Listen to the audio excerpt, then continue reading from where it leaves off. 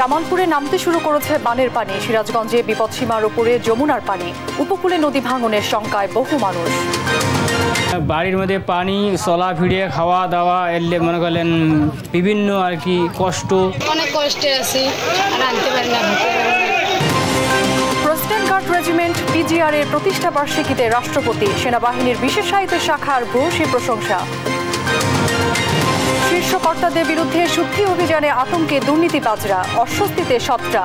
বড় পরিসরে অভিযানের পরামর্শ টিআইবির।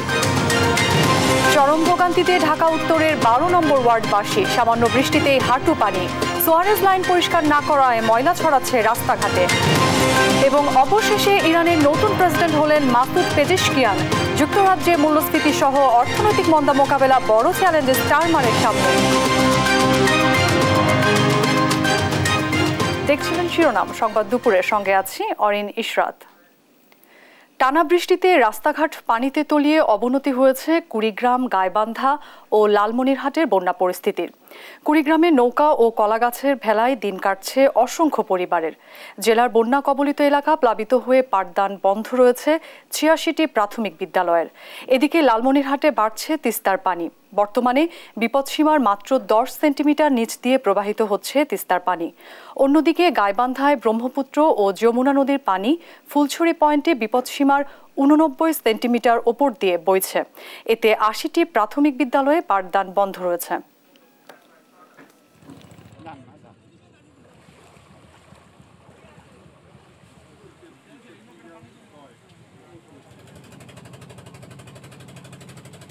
অনেক কষ্টে আছি, আর আনতে পারি না, খেতে পারি না।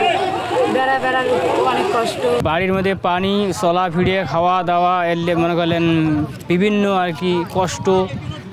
মনে করলেন গরু, বাছুর, হাঁস, মুরগি এলে মেলাডি হয়েছে, মারা গেছে, কতগুলি ভাসি গেছে। বাড়ি ঘর দুটো ছাড়িয়ে আসিয়ে মানুষের বাড়িতে আসি, কোনো তো রাস্তাঘাট হাত চড়ে হারাই গেল, কোনো খবর পাইনি, খাওয়া দাওয়ার উদ্দেশ্য নাই। বন্যা পরিস্থিতির আরও অবনতি হয়েছে পঞ্চগড়, জামালপুর ও সুনামগঞ্জে। বন্যার খবরাখবর জানাতে লালমনিরহাট ও জামালপুর থেকে যুক্ত হচ্ছেন সহকর্মী জামাল বাদশাহ ও মেহেদি হাসান। প্রথমে চলে যাচ্ছি লালমনিরহাটে। জামাল, বন্যা পরিস্থিতির এখনকার কি অবস্থা দেখছেন, বিস্তারিত জানাবেন।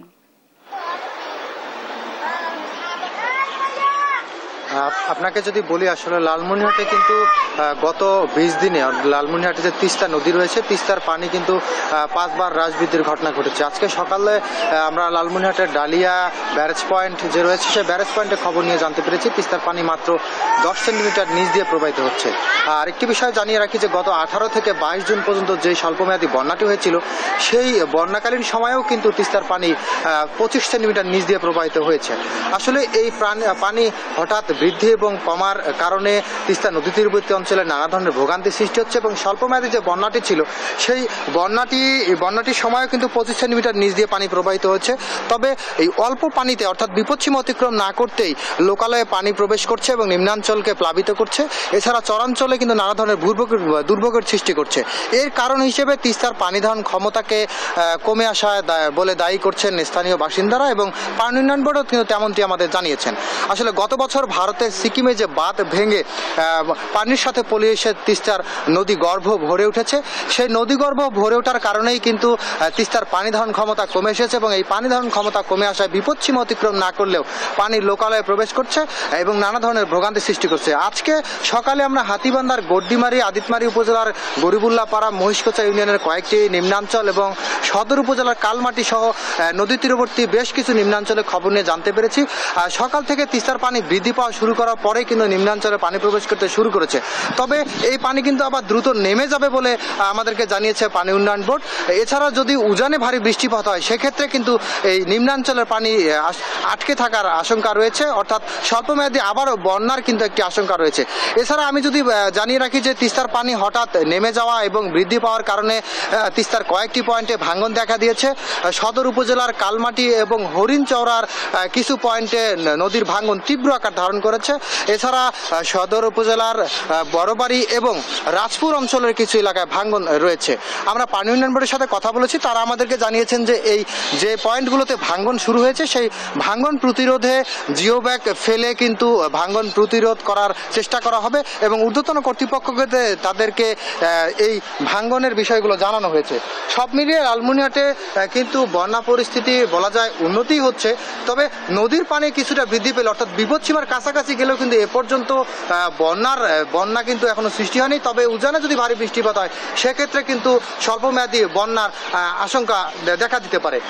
আরেকটি বিষয় জানাতে চাই যে তিস্তার কিন্তু যে পাড়ের বাসিন্দারা রয়েছেন তাদের সাথে আমাদের কথা হয়েছে, তারা যেমনটি জানিয়েছেন যে এই যে অল্প পানিতেই নানা ধরনের দুর্ভোগ সৃষ্টি হচ্ছে, এই দুর্ভোগ থেকে রেহাই পেতে কিন্তু অনতিবিলম্বে তিস্তার যে মহাপরিকল্পনা বাস্তবায়নের কথা রয়েছিল সেটি যাতে বাস্তবায়ন করার জন্য কার্যকরী পদক্ষেপ গ্রহণ করা হয় অথবা তিস্তার খনন যাতে দ্রুত করা হয়। এই ছিল লালমনিরহাট থেকে সর্বশেষ খবর। আমরা এ বিষয়ে আরো খবর জানাতে অর্থাৎ বন্যার আরো খবর জানাতে পর্যায়ে যেতে চাই জামালপুরে, সেখানে রয়েছেন সহকর্মী মেহেদি হাসান। মেহেদি, জানাবেন জামালপুরে বন্যার সর্বশেষ কি খবর রয়েছে আপনার কাছে? জামাল, গত মঙ্গলবার থেকে কিন্তু জামালপুরের যে যমুনা নদী সহ বিভিন্ন নদ নদীর পানি কিন্তু বৃদ্ধি পাচ্ছিল। আমি আপনাদের আরেকটু বলতে চাই যে উজানের পাহাড়ি ঢল এবং ভারী বর্ষণে জামালপুরের 4টি উপজেলা বিশেষ করে দেওয়ানগঞ্জ, ইসলামপুর, মাদারগঞ্জ ও বকশীগঞ্জ এই অঞ্চলগুলোতে প্রায় 28টি ইউনিয়নে কিন্তু পানি ঢুকে পড়েছে এবং বর্তমানে প্রায় 1.5 লাখ লোক পানিবন্দী অবস্থায় জীবনযাপন করছে। গত 6 ঘন্টায় 1 সেন্টিমিটার পানি কমে বর্তমানে যে বিপদসীমার উপর দিয়ে 93 সেন্টিমিটার উপর দিয়ে প্রবাহিত হচ্ছে জামালপুরে বন্যার পানি। এ নিয়ে যে পানিবন্দী যারা রয়েছেন তারা কিন্তু চরম দুর্ভোগের মধ্যে রয়েছেন। জেলা প্রশাসন থেকে বারবার যদি বলা হচ্ছে যে তাদের জন্য ত্রাণ তৎপরতা রয়েছে, তাদের জন্য মেডিকেল টিম গঠন করা হয়েছে উপজেলা পর্যায়ে, জেলা পর্যায়ে এবং ইউনিয়ন পর্যায়ে, কিন্তু আমরা কিন্তু যারা সংবাদকর্মী রয়েছি বা গণমাধ্যম কর্মীরা রয়েছি তারা কিন্তু একদম বানবাসী মানুষদের খুব কাছ থেকে দেখছি এবং কাছ থেকে দেখে আমরা কথা বলে তাদেরকে জানতে পেরেছি কোনো ধরনের সরকারি সহযোগিতা ছাড়াও বেসরকারি সহযোগিতা কিন্তু তাদের ওইখানে পৌঁছায়নি। এবং জেলা প্রশাসন থেকে বারবার বলা হচ্ছে যে যেখানে পানি একটু বেশি হয়েছে বা যারা আশ্রয় কেন্দ্রে আসবেন তারা চলে আসেন, তাদের জন্য নৌকাও পাঠানো হয়েছিল বারবার, কিন্তু যারা চরাঞ্চলের মানুষ রয়েছে, নদী পাড়ের মানুষ রয়েছে, তারা নিজেদের যে সহায় সম্বলটুকু ছেড়ে তারা কোনোভাবেই সেই আশ্রয় প্রকল্প কিন্তু আশ্রয় গ্রহণ করছেন না, যার কারণে যার নিজ বাড়িতে অবস্থান করার কারণে এক বড় পরিসরে যারা মানুষ বানবাসী যারা রয়েছেন তারা কিন্তু আটকা পড়েছেন। এই মুহূর্তে খাদ্যেরও খুবই অভাব, এছাড়াও যে রাস্তাঘাটের যে অবস্থা সেটিও কিন্তু ভেঙে গেছে। এর ইতিমধ্যে 135টি বিদ্যালয়কে কিন্তু বন্ধ করে দেওয়া হচ্ছে পানি ওঠার কারণে। বর্তমানে জামালপুরের সার্বিক অবস্থা বন্যার পরিস্থিতি খুবই ভয়াবহ ধারণ করেছে। যদি এটি আরো 2 দিন স্থায়ী হয় তাহলে অনেক ক্ষয়ক্ষতি হওয়ার সম্ভাবনা রয়েছে। এই ছিল আমার কাছে সর্বশেষ তথ্য জামালপুর থেকে। অরিন, আপনাদের ধন্যবাদ। দর্শক, লালমনিরহাট ও জামালপুরের বন্যা পরিস্থিতির সবশেষ খবর জানাচ্ছিলেন আমাদের সহকর্মীরা। বগুড়ায় যমুনায় হঠাৎই বেড়েছে পানির স্রোত, এতে শুরু হয়েছে নদী ভাঙন। হুমকিতে পড়েছে সারিয়াকান্দির ডান তীরের বন্যা নিয়ন্ত্রণ বাঁধ। এতে ভাঙন আতঙ্কে দিন কাটাচ্ছে নদী পাড়ের মানুষ। এদিকে ভাঙন ঠেকাতে জিও ব্যাগ ফেললেও এলাকাবাসীর দাবি করতে হবে স্থায়ী সমাধান। সহকর্মী সঞ্জু রায়ের প্রতিবেদন। বগুড়ার সারিয়াকান্দি উপজেলার কামালপুর ইউনিয়ন গেল বছর খরস্রোতা যমুনার ভাঙনে ভিটেমাটি হারিয়ে এভাবে শেষ সম্বল নিয়ে অন্যত্র সরে যান অনেকে, ভাঙনের ক্ষতি পোষাতে যারা এখনো লড়াই করে যাচ্ছেন জীবনযুদ্ধে। এদিকে গত মাস থেকে যমুনায় বাড়ে পানি, সে সঙ্গে বেড়েছে তীব্র স্রোত। এতে বিভিন্ন স্থানে শুরু হয়েছে ভাঙন। সবচেয়ে বেশি ঝুঁকিতে আছে কামালপুরের ইছামারা ও আরেকচর শিমুলতাইর এলাকার নদীর পাড়ের হাজারো মানুষ। ভাঙন আতঙ্কে চরম দুশ্চিন্তায় নির্ঘুম রাত কাটছে তাদের। যা কিছু চড়া 2-1 শতক আছিল সব শেষ, আর তো আমার নাই। ভেঙে গেলে আঙ্গিরা কোনে দুর্দশা, কোন জায়গায় থাকবো কি সমাচার, আমরা তো আর সয় সম্পত্তি নিয়ে নিই। পানি যেমন কম আছে সেখানে ঠিক করে নেই, বাদে এখন কি করবো, কি আল্লাহ কি করে না করে সেটা আল্লাহ জানে। এখানে আমাদের বাড়ি ছিল, এখান থেকে বাড়িঘর সব উঠে গেছে। আমরা সরকারের কাছে দাবি জানাই এটার একটা স্থায়ী সমাধান চাই। স্থানীয় জনপ্রতিনিধি বলছেন সময় থাকতেই ব্যবস্থা না নিলে নদী ভাঙনে বাড়তে পারে ক্ষয়ক্ষতির পরিমাণ। সেই সঙ্গে স্থায়ী সমাধানে উদ্যোগ নেওয়ার দাবি তার। 100 কোটি টাকারও বেশি ক্ষতিগ্রস্ত হতে পারে যদি কোনো ক্রমে মূল বাঁধটা হচ্ছে ক্ষতিগ্রস্ত। মূল বাঁধ থেকে নদীর দূরত্ব এখন হচ্ছে 300 মিটার, কোথাও 400 মিটার, আর বেশি না। সেই কারণে আমরা সরকারের ঊর্ধ্বতন মহলের কাছে জোর দাবি জানাবো যে পানি উন্নয়ন বোর্ড যে কাজটা করতেছে সেটার যাতে স্থায়ী রূপ যাতে হয়। যমুনার ১৩০০ মিটার অংশে তীর রক্ষায় জিও ব্যাগ ও টিউব ফেলা সহ বড় ধরনের ক্ষতি এড়াতে বাকি অংশগুলোতেও কাজ চলছে বলে জানায় পানি উন্নয়ন বোর্ড। আমরা জিও ব্যাগ জিও টিউব ফেলে কিছুটা হলেও ক্ষয়ক্ষতি কমানোর চেষ্টা করছি। আশা করছি 2 মাসের মধ্যে রিপোর্টটা পেলেই এই বছরের মধ্যে ডিপিপির অনুমোদন হবে। মাননীয় সংসদ সদস্য মহোদয়ের সাথে আমরা আলোচনা করেছি। সারিয়াকান্দির কামারপুর থেকে ধুনটের বানিয়াজান পর্যন্ত 6.5 কিলোমিটার তীর স্থায়ীভাবে সংরক্ষণে 824 কোটি টাকার একটি প্রকল্প চলমান আছে বলে জানান জেলা প্রশাসক। আমাদের এখানে একটা আশ্রয়ন প্রকল্প আছে, গুচ্ছ গ্রাম আছে। তো আমাদের ওই এলাকাগুলো যদি প্রোটেক্ট করতে হয় তাহলে সেখানেও কিন্তু আমাদের প্রোটেকশন ওয়াল তৈরি করতে হবে, সেটা জিও ব্যাগ দিয়ে হোক আর যে কোনো ওয়েতে হোক। তো এই বিষয়গুলো আমি আজকে দেখছি, আমি দেখে পরিদর্শন করে আমরা পরিদর্শন প্রতিবেদন পাঠাবো। আশা করছি যে ইনশাআল্লাহ আমরা এটা সেভ করতে পারবো। শুধু জিও ব্যাগ ফেলে নয়, ভাঙন রোধে স্থায়ী সমাধানের ব্যবস্থা নিতে সরকারের উচ্চ মহলের প্রতি অনুরোধ ভাঙন কবলিতদের। নিউজ ডেস্ক, দেশ টিভি। পাহাড়ি ফল মেলার উদ্বোধন অনুষ্ঠানে বক্তব্য রাখছেন আওয়ামী লীগ সাধারণ সম্পাদক ওবায়দুল কাদের। আমরা সরাসরি যুক্তি হচ্ছে সেখানে। এগুলো একসময় আনারস ছাড়া, আনারসই একমাত্র প্রধান ফল ছিল যেটা ওখানে উৎপন্ন হতো। বাইরে আসার অপেক্ষা অনেক আনারস পচে যেত। তার কারণ যাতায়াত ব্যবস্থা, যোগাযোগ ব্যবস্থা ছিল না। আজকে যোগাযোগ ব্যবস্থার উন্নতির কারণে আপনাদের এত সুমিষ্ট ফল ঢাকায় চলে আসে, চট্টগ্রামে চলে আসে, রোজ রোজ প্রতিদিন। এটা বিরাট এক সাফল্য এবং উন্নয়নের এক অভূতপূর্ব চিত্র। এটা স্বীকার করতে হবে। এই সুদৃশ্য ভবন, মনোরম সুদৃশ্য এই ভবন ঢাকা শহরের হার্টের মধ্যে প্রধানমন্ত্রী শেখ হাসিনা এটা করে দিয়েছে।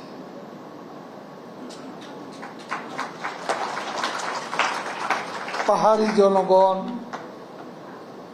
কত সুন্দর একটা ভবন, এখানে আসেন, মিলিত হন, তাদের অনুষ্ঠান আদি সম্পন্ন করেন।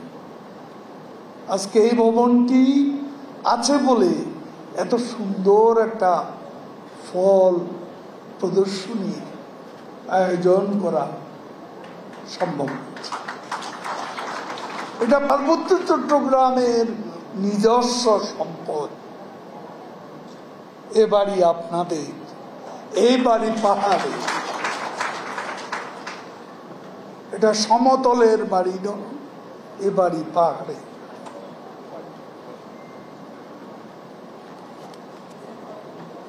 আজকে আমি আমার বক্তব্য আর দীর্ঘায়িত করতে চাই।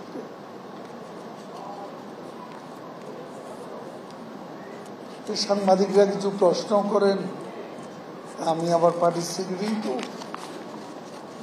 গত 2 দিন পাননি। গতকাল তো আমরা পদ্মার সেতু ক্লোজিং সেরেমনিতে গিয়েছি, সাংবাদিকদের সাথে বুঝতে পারিনি। দেখুন, আমি একটা কথা পরিষ্কারভাবে বলতে চাই, আমাদের ফরেন পলিসি হচ্ছে ফ্রেন্ডশিপ টু অল, মেলাইজ টু নান। দর্শক, পাহাড়ি ফল মেলার উদ্বোধনী অনুষ্ঠানে কথা বলছিলেন ওবায়দুল কাদের। আমরা সরাসরি যুক্ত ছিলাম সেখানে। এবার অন্য প্রসঙ্গ। রাষ্ট্রের গুরুত্বপূর্ণ ব্যক্তিদের নিরাপত্তা নিশ্চিতে প্রেসিডেন্ট গার্ড রেজিমেন্ট পিজিআরকে নির্দেশ দিয়েছেন রাষ্ট্রপতি মোহাম্মদ শাহাবুদ্দিন। সকালে ঢাকা সেনানিবাসে পিজিআর সদর দপ্তরে সংস্থাটির ৪৯তম প্রতিষ্ঠাবার্ষিকীর অনুষ্ঠানে এ কথা জানান তিনি। এর আগে রাষ্ট্রপতি পিজিআর সদর দপ্তরে পৌঁছালে তাকে অভ্যর্থনা জানান সেনাপ্রধান, রাষ্ট্রপতির সামরিক সচিব ও পিজিআর কমান্ডার। ভিভিআইপিদের নিরাপত্তা নিশ্চিতে পিজিআরকে তথ্য প্রযুক্তি সহ বিভিন্ন ক্ষেত্রে যুগোপযোগী প্রশিক্ষণ ও কৌশলগত উৎকর্ষ অর্জনের উপদেশ দেন রাষ্ট্রপতি। কর্তব্য পরায়ণতা ও নিষ্ঠায় অটল থেকে এবং চেইন অফ কমান্ডের প্রতি আস্থাশীল থেকে আপনাদের উপর অর্পিত যে কোনো দায়িত্ব সুষ্ঠুভাবে পালন করবেন। আপনারা স্বাচ্ছন্দ্যের সাথে প্রশিক্ষণ গ্রহণ করবেন, শৃঙ্খলা বজায় রাখবেন, আত্ম উন্নয়নে মনোযোগী হবেন এবং সর্বোপরি সৈনিক হিসাবে নিজের শারীরিক যোগ্যতাকে সর্বদা অক্ষুণ্ণ রাখবেন। মনে রাখবেন, দেশ ও জাতি যে মহান দায়িত্ব আপনাদের উপর অর্পণ করেছে, সেই দায়িত্ব পালনে যে কোনো আত্মত্যাগ জাতির ইতিহাসে আপনাদেরকে চিরস্মরণীয় করে রাখবে। 2 দিনের সরকারি সফরের দ্বিতীয় দিনে গোপালগঞ্জের টুঙ্গিপাড়ায় ব্যস্ত সময় পার করছেন প্রধানমন্ত্রী শেখ হাসিনা। সকালে বঙ্গবন্ধুর বাল্যকালের স্কুল গিমাডাঙ্গা টুঙ্গিপাড়া মডেল সরকারি প্রাথমিক বিদ্যালয়ে বঙ্গবন্ধু কর্নারের উদ্বোধন করেন তিনি। একই সঙ্গে স্কুলটিতে এসো বঙ্গবন্ধুকে জানি শীর্ষক অ্যালবামের মোড়ক উন্মোচন করেন। পরে শিক্ষার্থীদের মাঝে শিক্ষা উপকরণ বিতরণ করেন তিনি। বেলা 11টার কিছু পরে প্রধানমন্ত্রী যান টুঙ্গিপাড়া মাল্টিপারপাস কমপ্লেক্সে। এর আগে গতকাল 2 দিনের সফরে গোপালগঞ্জের টুঙ্গিপাড়ায় যান প্রধানমন্ত্রী।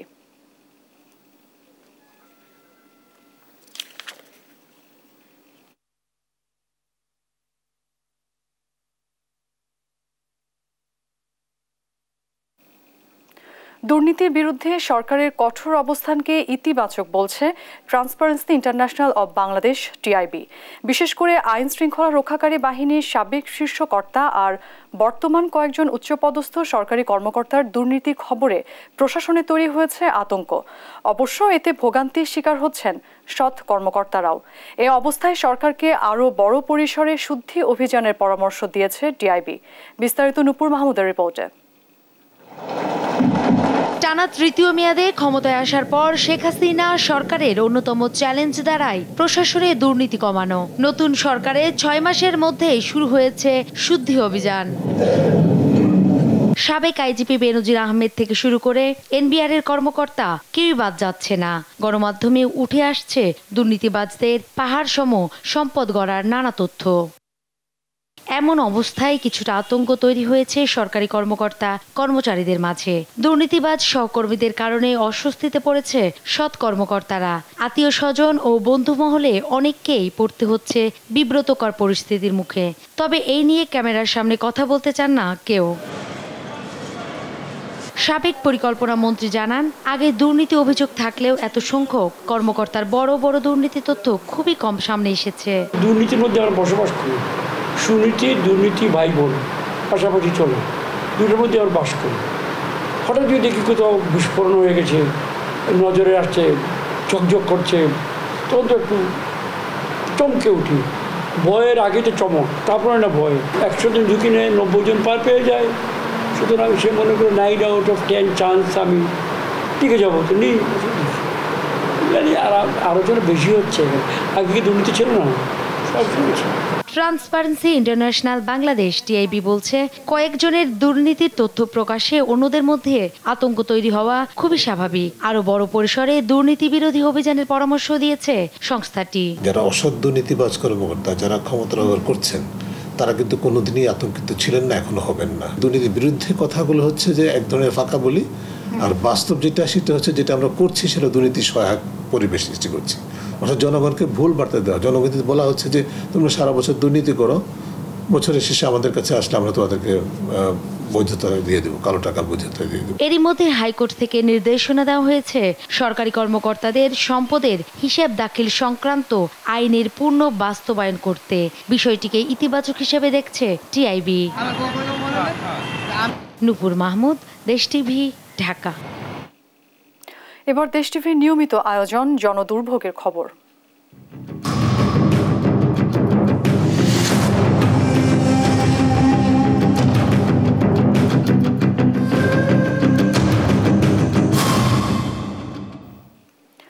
মিরপুরের আহমদনগর, পাইকপাড়া, শাহ আলীবাগ, আনসার ক্যাম্প ও টোলারবাগ এলাকা নিয়ে গঠিত ঢাকা উত্তর সিটি কর্পোরেশনের 12 নম্বর ওয়ার্ড। সামান্য বৃষ্টিতেই হাঁটু পানি জমে এখানকার বেশিরভাগ রাস্তায়। সুয়ারেজ লাইন পরিষ্কার না করায় পানির সাথে ময়লা ছড়িয়ে যায় রাস্তাঘাটে। এলাকায় আরেকটি বড় সমস্যা হলো মাদক। বাসিন্দাদের অভিযোগ, শত সমস্যাতেও দেখা মেলে না স্থানীয় কাউন্সিলরের। শাহিদুজ্জামান সাকিবের রিপোর্ট। সামান্য বৃষ্টিতেই হাঁটু পানি জমে শাহ আলীবাগ এলাকার এসব বাড়িতে। এতে হাঁটা চলা সহ নানা ভোগান্তি পোহাতে হয় স্থানীয় বাসিন্দাদের। আমার বাসায় ড্রেন বইরা যায়, তারপরে বাড়ি ডুবে যায়, ঘরে পানি উঠে। আমরা টাকা পয়সা দিয়ে পরিষ্কার করাইলে তারপরে পানি ক্লিয়ার হয়, আর নাইলে সিটি কর্পোরেশনের তো কোনো উদ্যোগ নেওয়া হয় না, কোনো কাউন্সিলর খোঁজ খবর লয় না। পানি উঠে অচলাবস্থা তৈরি হয় ধানক্ষেত মোড়ের এ সড়কটিতেও। অভিন্ন চিত্র স্থানীয় কাউন্সিলরের বাসার সামনের জোনাকি রোডেও। রাস্তাঘাটে যে বৃষ্টি হইলে এই জায়গায় মানে হাঁটু পানি জমে এই জায়গাটার মধ্যে। 10 মিনিট বৃষ্টি হওয়ার পরে রাস্তা এই 200 গজ এই রাস্তাটুকু আপনার পানিতে তলায় যায়। খুব অল্প বৃষ্টিতেই দুপাশ থেকে পানিটা আসে, এদিকে এভাবে চাপ সৃষ্টি হয় যে অল্প কতক্ষণের মধ্যেই 1 থেকে 2, 2.5 ফিট 3 ফিট পর্যন্ত বেড়ে যায়। এলাকাবাসীর অভিযোগ, রাস্তাঘাট বেহাল হয়ে পড়লেও খোঁজ রাখেন না স্থানীয় কাউন্সিলর। এই যে যা রাস্তাঘাট যেটি দেখো সব উন্নয়নমূলক কাজ যাইছে, ইকবাল হোসেন টুটুল নাম হয়েছে সাবেক কমিশনার নাম। এই এলাকার যে কাউন্সিলর আছে তার সাথে মনে হয় না যে আপরজনতার সাধারণ জনগণের কোনো গণসংযোগ আছে। ওয়ার্ডটির আরেকটি প্রধান সমস্যা, জনতা হাউজিংয়ের আশপাশের বস্তিতে মাদকের রমরমা ব্যবসা। তবে সব অভিযোগ অস্বীকার করেন কাউন্সিলর। মাদক সমস্যার দোষ চাপান প্রতিপক্ষের উপর। অতিরিক্ত আমি কোনো কিছুই করি নেই, আবার কেউ আমাকে বলতে পারবে না কোনোখান থেকে কোনো রাস্তা থেকে 1 টাকা চাঁদা কিংবা 1 টাকা ঘুষ কিংবা অন্যায়ভাবে কোনো জমি দখল এগুলো আমি করেছি। আমাকে দিয়ে আপনার নাম বলানোর কোনো মানে হয় না। আপনাদের গোয়েন্দা সংস্থা আছে, আপনারা দেখুন খোঁজখবর নিয়ে কে এই ব্যবসা করতেছে। ওই ধরা পড়ে আবার চলে আসে, এসে আমরা যে নাম বলবো তখন আমাদের সাথে ডাইরেক্ট যুদ্ধ ঘোষণা হবে। তার সাফল্যে ঈর্ষান্বিত হয়ে প্রতিপক্ষ অপপ্রচার চালাচ্ছে বলে অভিযোগ করেন তিনি। শাহিদুজ্জামান সাকিব, দেশ টিভি, ঢাকা। সংবাদ দুপুরে আরো থাকছে। সরকারি চাকরিতে কোটা বাতিলের দাবিতে আজও দেশের বিভিন্ন প্রান্তে শিক্ষার্থীদের প্রতিবাদী কর্মসূচি, সড়ক অবরোধ। এবার আন্তর্জাতিক প্রসঙ্গ। ইরানের নতুন প্রেসিডেন্ট হিসেবে নির্বাচিত হয়েছেন সংস্কারপন্থী মাসুদ পেজেশকিয়ান। দ্বিতীয় দফায় অনুষ্ঠিত ভোটে কট্টরপন্থী সাইদ জালিলিকে হারিয়েছেন তিনি। শনিবার দেশটির রাষ্ট্রীয় সংবাদ মাধ্যমে এ তথ্য জানায়। দেশটির স্বরাষ্ট্র মন্ত্রণালয় বলছে 3 কোটির বেশি ভোট গণনা হয়েছে।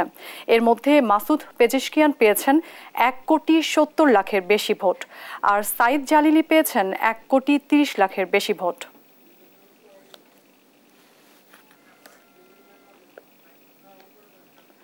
যুক্তরাজ্যে 200 বছরের মধ্যে বড় পরাজয় টরিদের। ব্রিটিশ অর্থনৈতিক টালমাটাল পরিস্থিতিকে রক্ষণশীলদের ভরাডুবির কারণ হিসেবে দেখছেন বিশেষজ্ঞরা। কিয়ার স্টারমারের নতুন চ্যান্সেলর র্যাচেল রিভসকে লড়তে হবে মূল্যস্ফীতি, আর্থিক কৃচ্ছ্রতা, বেটিক্স, কোভিডের অভিঘাত, কর রাজস্বে পতন সহ নানা চ্যালেঞ্জের সঙ্গে। আফরিন ময়ের রিপোর্টে বিস্তারিত। দক্ষ ফুটবলার থেকে রাজনীতির মাঠে নেমে 9 বছরেই বাজিমাত। ঝিমিয়ে পড়া লেবার পার্টিকে যুক্তরাজ্যের ক্ষমতায় ফেরালেন দোর্দণ্ড প্রতাপে। বলা হচ্ছে 200 বছরের মধ্যে বড় পরাজয় টরিদের। জয়ের 24 ঘন্টার মধ্যেই প্রধানমন্ত্রীর দায়িত্ব গ্রহণ, যা ব্রিটিশ রাজনীতিতে বিরল। রক্ষণশীলদের ভরাডুবির বড় কারণ হিসেবে দেখা হচ্ছে ব্রিটিশ অর্থনীতির টালমাটাল অবস্থাকে, যাকে স্টারমার সরকারের জন্য চ্যালেঞ্জ বলা হচ্ছে। প্রধানমন্ত্রী হিসেবে দায়িত্ব গ্রহণের পর এরই মধ্যে মন্ত্রিসভা চূড়ান্ত করেছেন লেবার নেতা কিয়ার স্টারমার। প্রথম নারী চ্যান্সেলর বা অর্থমন্ত্রীর দায়িত্বে র্যাচেল রিভস, যাকে লড়তে হবে মূল্যস্ফীতি, আর্থিক কৃচ্ছ্রতা, ব্রেক্সিট, কোভিডের অভিঘাত, কর রাজস্বের পতন সহ নানা চ্যালেঞ্জের সঙ্গে। তার উপর বছরের পর বছর দেশটিতে দ্রুত গতিতে বেড়েছে সরকারি ঋণের বোঝা। সাম্প্রতিক সময়ে আয়ের স্থবিরতা, জীবনমাত্রার মানে পতন ও ব্যবসায়িক বিনিয়োগ কমে যাওয়ার মতো বিষয়গুলো পরিস্থিতিকে আরও কঠিন করে তুলেছে। বর্তমানে যুক্তরাজ্যে 16 থেকে 64 বছর বয়সী কর্মজীবী প্রায় 4,24 লাখ। এর মধ্যে বেকার 24 লাখ। ইউনিভার্সাল ক্রেডিট সহায়তা দিতে হচ্ছে 67 লাখ মানুষকে। দেউলিয়াত্বের দ্বারপ্রান্তে থাকা স্থানীয় সরকার, ভেঙে পড়া অবকাঠামো, দীর্ঘস্থায়ী আবাসন ঘাটতি, গৃহহীনদের সংখ্যা বৃদ্ধি ও স্বাস্থ্যসেবা অন্যতম চ্যালেঞ্জ। বিশ্লেষকরা বলছেন, বড় ধরনের অর্থনৈতিক সংস্কার ছাড়া দ্রুত এ চ্যালেঞ্জ কাটিয়ে ওঠা সম্ভব নয়। নিঃসন্দেহে এটা লেবারদের বড় জনসমর্থনের সরকার। বেশিরভাগ আসনেই জনগণ তাদের পরিবর্তনের দাবির পক্ষে সমর্থন দিয়েছে। যুক্তরাজ্যে লোকমুখে এখনো প্রচলিত ইউরোপ যাচ্ছে ডানে আর ব্রিটিশরা যাচ্ছে বামে। তবে পোল্যান্ডের কট্টরপন্থী লোকরঞ্জনবাদরা হেরেছে। নর্ডিক দেশগুলো কিংবা স্পেনে এবং পর্তুগাল ও জার্মানিতে সোশ্যাল ডেমোক্র্যাটরা বেশ ভালো করছে। দেশের জন্য দারুণ কিছু করার সুযোগ রয়েছে স্টারমারের। তবে প্রধানমন্ত্রী হিসেবে হোঁচট খেলে গণ আকাঙ্ক্ষা মুঠোয় আনার সব সম্ভাবনা আছে ডানপন্থীদের। লেবার সরকারের অগ্রাধিকার তালিকায় থাকা উচ্চ সরকারি বিনিয়োগ, নতুন শিল্প কৌশল ও নীতি সংস্কারের ঘোষণা দিয়েছে। পর্যবেক্ষকরা বলছেন, সরকারি ঋণের লাগাম টানতে কথা বললেও কর ও ব্যয় নিয়ন্ত্রণের বিষয়টি স্পষ্ট করেনি লেবাররা। ঋণের বোঝা কমাতে বাড়াতে হবে কর হার। তবে জনগণের কর চাপ তথা ব্যয় বেড়ে যাওয়া জনিক টানাপোড়েনে 2 বছর আগে মাত্র 49 দিনের মাথায় ক্ষমতা ছাড়তে হয় লিজ ট্রাসকে। আফরিন মৌ, নিউজ ডেস্ক, দেশ টিভি। এক পিস সিঙ্গারার দাম 90 টাকা। দাম শুনে অবাক হচ্ছেন? অবিশ্বাস্য হলেও সত্যি। এই সিঙ্গারা পাওয়া যায় সাদেক এগ্রোর বেকারি আউটলেটে। সাধারণ দোকানে যা পাওয়া যায় 10 থেকে 15 টাকায়। শুধু সিঙ্গারা নয়, প্রতিষ্ঠানটির সব খাদ্যপণ্যের দামই আকাশ ছোঁয়া। বিক্রেতাদের দাবি, নিজেদের খামারের উপকরণ দিয়ে খাদ্যপণ্য তৈরি করায় দাম বেশি। আর উচ্চ মূল্যের কারণে এসব আউটলেট থেকে পণ্য কেনেন না স্থানীয়রা। নূপুর মাহমুদের রিপোর্ট। ছাগলকাণ্ডির পর আলোচনায় আসে সাদেক এগ্রোর নাম। গবাদি পশু পালনের পাশাপাশি দুগ্ধজাত পণ্য বিক্রি করে প্রতিষ্ঠানটি। গবাদি পশুর সঙ্গে সম্পৃক্ততা নেই এমন পণ্যও আছে সাদেক এগ্রোর বেকারিতে। তবে সবকিছুর দামই আকাশ ছোঁয়া। এমন তথ্যে দেশ টিভি টিম সাদেক এগ্রোর বেকারিতে দেখা যায় প্রতি পিস সিঙ্গারার দাম 90 টাকা। এ বিষয়ে আউটলেটের কর্মকর্তারা জানান, নিজেদের ফার্মের গরুর কলিজা দিয়ে বলেই সিঙ্গারার দাম বেশি। 90 টাকা এটা যে রেট দেওয়া হচ্ছে এটা একদম পারফেক্ট। আপনি ইনভেস্টিগেশন করে দেখতে পারেন। আর এইভাবে হঠাৎ করে আপনি ক্যামেরা নিয়ে আসছেন। কিভাবে তৈরি হয় সাদেক এগ্রোর খাদ্যপণ্য? এই প্রশ্নের উত্তর খুঁজতে দেশ টিভি টিম এবার 7 মসজিদ হাউজিং এর বেকারির পণ্যের কারখানায়। দেখা যায় স্যাঁতস্যাঁতে অস্বাস্থ্যকর পরিবেশে তৈরি হচ্ছে খাদ্যপণ্য। সাদেক এগ্রোর সিঙ্গারার দাম 90 টাকা হলেও আশেপাশে দোকান হোটেলে প্রতি পিসের দাম 10 থেকে 15 টাকা। বেশি না, ওরা বেশি না, আমরাও জানি বেশি না। সাদেক এগ্রো এখানে ওরা সব কিছুর দামই বেশি রাখে, অতিরিক্ত দাম রাখে। এখানে নাস্তা খাইতে গেলে 250 টাকা লাগে। স্থানীয় বাসিন্দারা জানান, সাদেক এগ্রোর প্রতিটি পণ্যের দাম বেশি, তাই কেনেন না তারা। আমরা তো ওই রকম উচ্চ বিলাসী আমরা হইতেও পারবো না, আর আমরা ওই আকাঙ্ক্ষা না যে এত দাম দিয়ে আমরা কিনা খাবো। কেন প্রতিষ্ঠানটির খাদ্যপণ্যের দাম বেশি তা খতিয়ে দেখার দাবিও জানান স্থানীয়রা। নূপুর মাহমুদ, দেশ টিভি, ঢাকা। সংবাদ দুপুরে আরো থাকছে। ইউরোর লড়াইয়ে ঘরের মাঠে হারল জার্মানরা, সেমিতে স্পেন। রোনালদোর পর্তুগালকে হারিয়ে সেমিফাইনালে এমবাপ্পের ফ্রান্স। সরকারি চাকরিতে কোটা বাতিলের দাবিতে আন্দোলনে নেমেছে চাকরি প্রার্থীরা। এ নিয়ে আরো বিস্তারিত জানাতে ময়মনসিংহ থেকে সরাসরি যুক্ত হচ্ছেন সহকর্মী ইলিয়াস আহমেদ। ইলিয়াস, শিক্ষার্থীরা কি বলছেন? আর মুক্তিযোদ্ধাদের যে পুষ্য তাদের জন্য 30% কোটা। আমরা সেই জায়গায় প্রতিবাদ জানাতে চাই বন্ধুগণ। আমাদের নারী সহযোগিতা রয়েছে বেশ কয়েকটি কলেজের শিক্ষার্থীরা কিন্তু ময়মনসিংহ নগরীর টাউন হল প্রাঙ্গণে কিন্তু তারা জড়ো হয়েছেন এবং তারা কিন্তু আন্দোলন চালিয়ে যাচ্ছেন। অর্থাৎ 1 ঘণ্টাব্যাপী আন্দোলনে কিন্তু আমরা দেখেছি শিক্ষার্থীরা তারা জড়ো হয়েছেন এবং তারা বলছেন যে কোটা প্রথা নিপাত যাক এবং মেধাবীরা মুক্তি পাক, সেই বিষয়টি কিন্তু তারা বারবার বলছিলেন। এবং দীর্ঘ 1 ঘণ্টার এই কর্মসূচি কিন্তু তাদের সমাবেশ কর্মসূচি কিন্তু তারা পালন করছেন এবং এখান থেকে অর্থাৎ টাউন হল মোড় থেকে কিন্তু তারা কিছুক্ষণের মধ্যেই তাদের যে একটি বিক্ষোভ মিছিল সেটি কিন্তু শহরের প্রধান সড়ক প্রদক্ষিণ করবেন, সেই বিষয়টি কিন্তু তারা বলছিলেন। অর্থাৎ আগামীকাল থেকে তাদের যে টানা কর্মসূচি অর্থাৎ কোটা প্রথা বাতিল না হওয়া পর্যন্ত তাদের যে কর্মসূচি সেটি কিন্তু তারা চালিয়ে যাবেন বলে হুঁশিয়ারি দিয়েছেন এবং তারা কিন্তু কিছুক্ষণের মধ্যে তাদের যে মিছিল কর্মসূচি সেটি কিন্তু এখান থেকে শুরু করবেন। এবং আমরা দেখেছি টানা কর্মসূচির কারণে কিন্তু একেবারেই চলাচলও কিন্তু একেবারেই সীমিত হয়ে পড়েছে এবং সাধারণ মানুষের যে ভোগান্তি সেটি কিন্তু সৃষ্টি হয়েছে। আমরা একটু যারা আন্দোলন করছেন তাদের সঙ্গে একটু যুক্ত হতে চাই। আপনারা যে আন্দোলন করছেন আসলে আপনাদের প্রধানত দাবিটা কি? আমাদের মূলত যে দাবি রয়েছে সাধারণ শিক্ষার্থীদের যে দাবি, সেই দাবিতে আমরা আমাদের আন্দোলন সংগ্রাম করছি। আমরা বলতে চাই যে মুক্তিযোদ্ধাদের যে তৃতীয় প্রজন্ম, সেই তৃতীয় প্রজন্মের জন্য যে 30% বরাদ্দ করা হয়েছে, সেই কোঠা বরাদ্দ কোনোভাবেই যৌক্তিক নয়। সারা বাংলাদেশে মুক্তিযুদ্ধের যে তৃতীয় প্রজন্ম রয়েছে তাদেরকে আমরা সেই কোঠা দিতে রাজি নই। এবং একই সাথে আমরা বলতে চাই যে চাকরিতে, সরকারি চাকরির প্রথম শ্রেণীতে 56% কোটা রয়েছে। যদি কোটা 56% থাকে তাহলে আমরা যারা সাধারণ শিক্ষার্থীরা রয়েছি আমরা কি করব? সেই জায়গায় আমরা সাধারণ শিক্ষার্থীরা আমরা মনে করি যে চাকরিতে প্রথম শ্রেণী, দ্বিতীয় শ্রেণীর চাকরিতে যে 56% কোটা রয়েছে সেই কোটা অবিলম্বে বাতিল করতে হবে। এবং যে হাইকোর্ট যে রায় দিয়েছে সেই রায় সারা বাংলাদেশের ছাত্র সমাজের মনোভাবের বিরোধী রায় এবং সেই রায় সারা বাংলাদেশের ছাত্র সমাজ যেটা চায় তার বিরোধী রায়। আমরা আমাদের রাজপথ থেকে হাইকোর্টের সেই রায়কে চ্যালেঞ্জ করতে চাই। বন্ধুগণ, আমরা বলতে চাই সাধারণ মানুষের জন্য আইন তৈরি হয়েছে, সাধারণ মানুষের জন্য আদালত তৈরি হয়েছে, আদালতের জন্য সাধারণ মানুষ তৈরি হয় নাই। আমরা তাই বলতে চাই সাধারণ মানুষের কথা চিন্তা করে হাইকোর্ট যে রায় দিয়েছে সেই রায় প্রত্যাহার করে নেবে। এবং আমরা আরো জানাতে চাই 18 সালে যখন আমরা কোঠা বিরোধী আন্দোলন করেছিলাম, আমাদের বড় ভাইয়েরা যখন আন্দোলন করেছিল তখন এক পরিপত্রের মাধ্যমে পুরা কোঠা ব্যবস্থা বাতিল করে দেওয়া হয়েছিল। আমরা তখন ধন্যবাদ। আসলে শিক্ষার্থীরা বলছিলেন যে হাইকোর্টের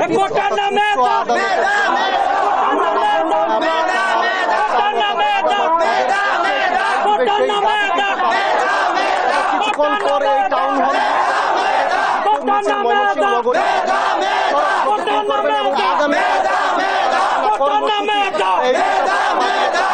এই ছিল আমার কাছে। ইলিয়াস, আপনাকে ধন্যবাদ। দর্শক, সরকারি চাকরিতে কোটা বাতিলের দাবিতে আন্দোলন করছে ময়মনসিংহের চাকরি প্রার্থীরা। এ বিষয়ে সেখান থেকে জানাচ্ছিলেন আমাদের সহকর্মী। সরকারি চাকরি ছেড়ে দেশীয় মাছের ডিম থেকে রেণু উৎপাদন করে ভাগ্য বদলেছেন পিয়াল হোসেন নামে এক যুবক। শুরুতে এনজিও থেকে 50,000 টাকা ঋণ নিয়ে শুরু করলেও এখন তার বছরে আয় 1 থেকে 1.5 কোটি টাকা। শুধু নিজের ভাগ্য বদলই নয়, বেশ কয়েকজনের কাজের ব্যবস্থাও করেছেন। কাজী কামাল হোসেনের পাঠানো তথ্যচিত্রে ফারজানা ইসলামের ডেস্ক রিপোর্ট। পড়াশোনা শেষ করে বগুড়া ফিশারিতে কেমিস্ট হিসেবে চাকরি শুরু করেন নওগাঁর বদলগাছি উপজেলার কাশিমালা গ্রামের যুবক পিয়াল হোসেন। 2 বছর চাকরি করার পর নিজে কিছু করার ভাবনা থেকে 2020 সালে গ্রামে ফিরে গড়ে তোলেন দেশীয় মাছের ডিমের হ্যাচারি। বর্তমানে তার হ্যাচারিতে দেশীয় শিং, মাগুর, ট্যাংরা, পাবদা, কই, তেলাপিয়া, পাঙ্গাস সহ নানা প্রজাতির মাছের রেণু উৎপাদন করা হয়। এসব রেণু যাচ্ছে সারা দেশে। এনজিও থেকে 50,000 টাকা ঋণ নিয়ে হ্যাচারি শুরুর পর তাকে শুনতে হয়েছে কটু কথা। এখন তার বছরে আয় 1 থেকে 1.5 কোটি টাকা। আমি বছরে 2 থেকে 3 কোটি টাকা বেচা কিনা করি, এখন আমার বছরে আমার 1 থেকে 1.5 কোটি টাকা লাভ আসে। নিজের ভাগ্য বদলি নয়, হ্যাচারিতে কাজ করার সুযোগ পেয়েছেন স্থানীয় 10 থেকে 15 জন। এখানকার পোনার মান ভালো হওয়ায় দূর দূরান্ত থেকে আসেন চাষিরা। স্থানীয় যুবকদের কাছে আইকন হিসেবে পরিচিতি পেয়েছেন পিয়াল। এই হ্যাচারির ভালো খবর পাই যেখানে ভালো পোনা অথবা রেণু পাওয়া যায়, তো সেই কারণে আমি এখানে গুলশা মাছের রেণু নেওয়ার জন্য আসছি। মাগুর মাছ নিতে আসছে, এর আগেও নিয়ে গেছে, প্রোডাকশন খুব ভালো পাচ্ছে, বিধায় আবার আসছে নিতে। পিয়ালকে অনুসরণ করে আরও যারা বেকার শিক্ষিত যুবক যারা আছে তারা এরকম বেকার না থাকে পিয়ালের মতোই সামান্য মূলধন দিয়ে যদি এরা শুরু করে একটা সময় তারা অনেকভাবে উন্নয়ন করা সম্ভব নিজের। আমি এখানে মাছের হ্যাচারিতে কাজকাম করি, এখানে থেকে আমার সংসার মোটামুটি ভালোভাবে চলে। পড়াশোনা করি, পড়াশোনা ফাঁকে ফাঁকে এখানে আমি আসে যখন ডেলিভারি হয় তখন আমি এখানে ডেলিভারি দিয়ে কিছু টাকা পাই, ওই টাকাতে আমার হাত খরচ হয়। মৎস্য হ্যাচারিতে আগ্রহীদের সব ধরনের সহযোগিতার আশ্বাস দিয়েছেন মৎস্য বিভাগ। উদ্যোক্তা আছে নতুন নতুন প্রজাতি, দেশীয় প্রজাতিগুলো যারা রেণু উৎপাদনে আগ্রহী তাদেরকে আমরা বিভিন্ন ধরনের প্রশিক্ষণ সহায়তা আমরা প্রদান করে থাকি। মৎস্য হ্যাচারির পরিধি বাড়াতে সরকারের পৃষ্ঠপোষকতা ও সহযোগিতা চেয়েছেন পিয়াল হোসেন। নিউজ ডেস্ক, দেশ টিভি।